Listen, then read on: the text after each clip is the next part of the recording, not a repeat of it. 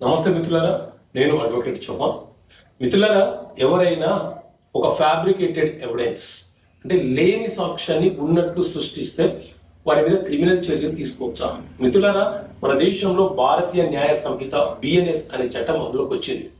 ఈ చట్టంలోని సెక్షన్ 228 ప్రకారంగా ఎవరైనా సరే ఒక లేని సాక్ష్యాన్ని ఫ్యాబ్రికేటెడ్ గా అంటే మార్పింగ్ చేయడం ద్వారా, వీడియోలని ఎడిట్ చేయడం ద్వారా, లేకపోతే డాక్యుమెంట్లను ఫోర్జరీ చేయడం ద్వారా సాక్ష్యాలను ఎవిడెన్స్లను సృష్టించి ఎవరైనా మనకు వ్యతిరేకంగా పోలీస్ స్టేషన్లో కానీ న్యాయస్థానంలో కానీ కంప్లైంట్ చేస్తే వారి మీద చర్యలు తీసుకొని వారి మీద క్రిమినల్ కేసులు ఫైల్ చేసే అవకాశం అనుకుంటుంది.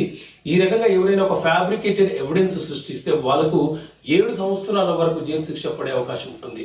అలాగే కొంతమంది న్యాయస్థానానికి వచ్చి కూడా తప్పుడు సాక్ష్యాలు చెప్తా ఉంటారు.